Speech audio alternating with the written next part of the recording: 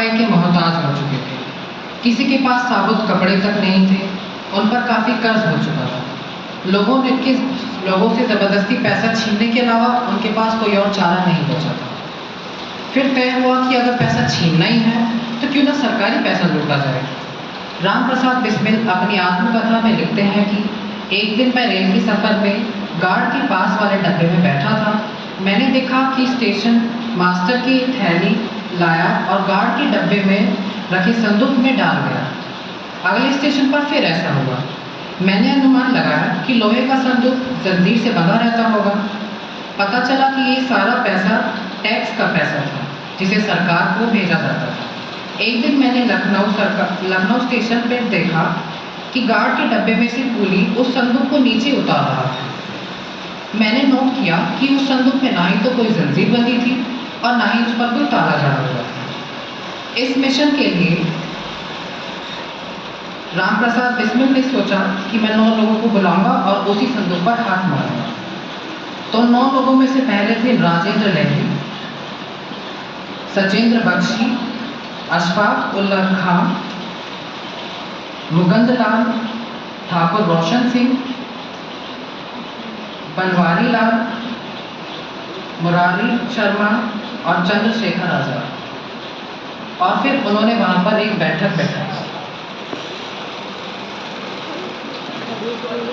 तब अंग्रेजों की इस गुलामी से हमें छुटकारा मिलेगा। मैं आज़ाद हूँ, आज़ाद रहूँगा और आज़ाद ही मरूँगा।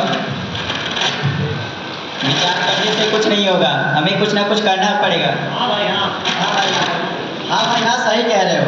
अगर हमने कुछ नहीं किया तो हमें सारी जिंदगी इन अंग्रेजों की गुलामी करनी पड़ेगी। लेकिन हम करें तो करें क्या? हमें कुछ ऐसा करना पड़ेगा जिससे अंग्रेजों की नींव हिल जाए। क्यों ना हम ट्रेन में जा रहे हैं अंग्रेजों के टैक्स के पैसे को लूट लें।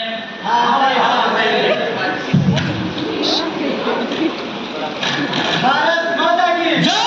भारत माता की जय! जिंदाबाद! जिंदाबाद!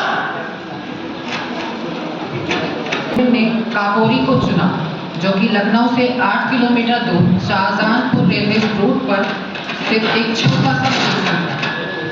तय हुआ कि सभी लोग उस स्टेशन पर ट्रेन में चढ़े और काकोरी के पास पहले से स्थित स्थानों पर पहुंच जाएंगे।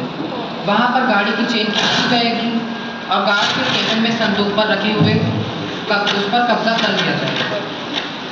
9 अगस्त को सभी लोग शाहजहानपुर स्टेशन पर पहुंच गए। उन्होंने एक दूसरे की तरफ देखा तक नहीं। सभी ने अपने हथियारों को कपड़ों में छिपा रखा था। डिब्बे में सभी चेन की बिल्कुल नजदीक जगह पर खड़े हुए। राम प्रसाद बिस्मिल लिखते हैं कि जैसे ही ट्रेन की सीटी की आवाज आई, मैंने गायत्री मंत्र का उच्चारण शुरू कर दिया।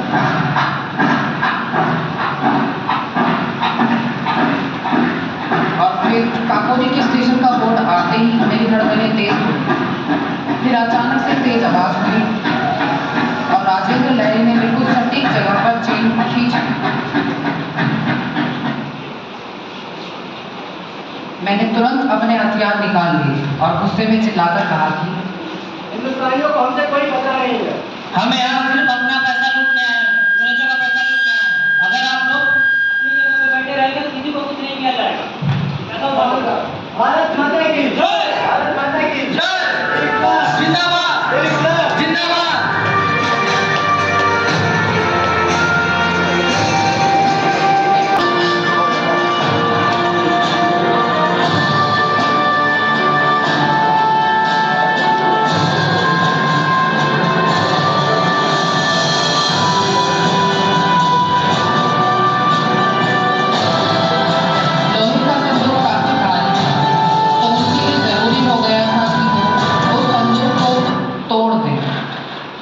इसके लिए उन्होंने हथौड़ा से ताला तोड़ना शुरू किया, परंतु कई प्रयासों के बाद ताला नहीं तोड़ पाए।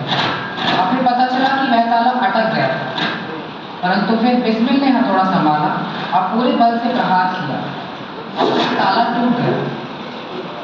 फिर वे लोग उसमें से पैसे निकालकर चादर में लपेटकर वहां से ले गए। भारत माता की! भारत माता की!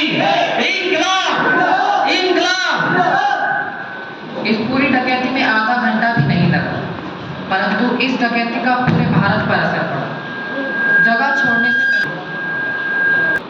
छोड़ने से पहले उस जगह का अच्छे से मुआयना किया गया। हो गया।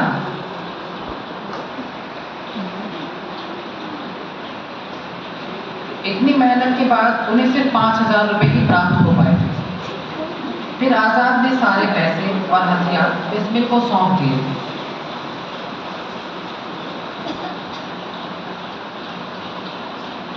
मंदनाथ गुप्ता अपनी किताब दे लिव्ड डेंजरसली में लिखते हैं कि हम चौक की तरफ से लखनऊ में दाखिल हुए और हमें पता नहीं था कि हम कहाँ जा रहे हैं। परंतु फिर हमने सोचा कि वैसे ही बहुत रात हो चुकी है तो क्यों ना इन पार्क की बेंच में सोया जाए।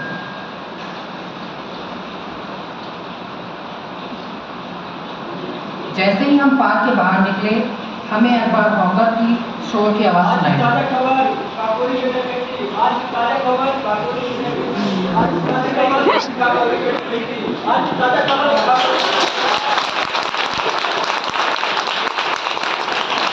हमने आंखों ही आंखों में एक दूसरे को देखा। इस काम को अंजाम देने के कुछ ही घंटों के अंदर ये बात हर जगह फैल गई। उस समय सबको लगा कि उन्होंने अपनी तरफ से इस घटनास्थल पर कोई सबूत नहीं छोड़ा, लेकिन उनको ये अंदाज़ा नहीं था कि ट्रेन में हो रही अफरा तफरी के दौरान वो लोग वहाँ पर एक चादर छोड़ आए थे। उस चादर पर शाहजहांपुर के एक धोबी का निशान था। यहाँ से पुलिस को अंदाज़ा हुआ कि कहीं ना कहीं लूट में शामिल किसी व्यक्ति का एक शाहजहांपुर से संबंध हो सकता है और पुलिस फिर बाद में उस धोबी को ढूंढ निकालने में भी कामयाब रही। वहाँ से उन्हें पता चला कि वह चादर हिंदुस्तान रिपब्लिक एसोसिएशन उन्होंने राम प्रसाद बिस्मिल ने अपनी आत्मकथा में लिखा था, परंतु उस व्यक्ति का नाम उन्होंने अपनी कथा में दर्ज नहीं किया था। लेकिन प्राची गर्ग ने अपनी किताब Kakori the robbery that shook the British Raj में लिखा। बनवारी लाल भार्गव एचआरए के सदस्य थे।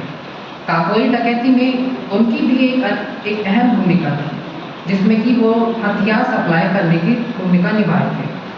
बाद में पता चला कि मुकदमे में फांसी से बचने और सरकार द्वारा दी गई आर्थिक सहायता से बचने के लिए वे सरकारी गवाह भी बन गए थे। काकोरी कांड के बाद अगले ही 3 महीनों के अंदर एक एक करके इसमें भाग लेने वाले सभी व्यक्तियों की गिरफ्तारी हो गई। इसमें सिर्फ 10 ही लोग शामिल थे, परंतु 40 से अधिक लोगों को गिरफ्तार किया गया। सबसे पहले अशफाक, रोशन सिंह, राजेंद्र लहरी, बनारसी लाल और कई अन्य व्यक्तियों को गिरफ्तार किया गया। सिर्फ चंद्रशेखर आजाद ही एक ऐसे व्यक्ति थे जिन्हें पुलिस गिरफ्तार नहीं कर पाई थी। सबसे बाद में राम प्रसाद बिस्मिल गिरफ्तार हुए।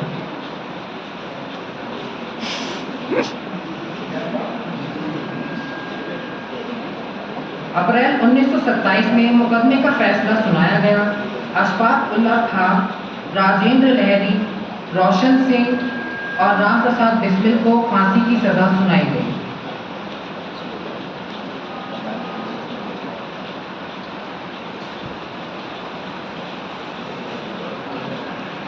पूरे भारत में इसके खिलाफ प्रदर्शन हुआ।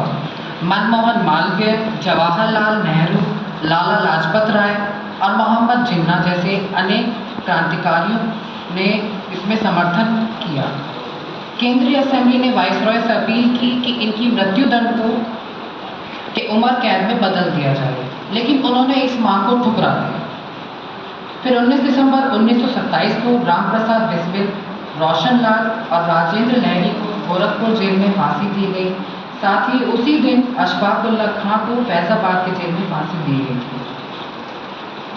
चारों की आखिरी ख्वाहिश कोई है? सर,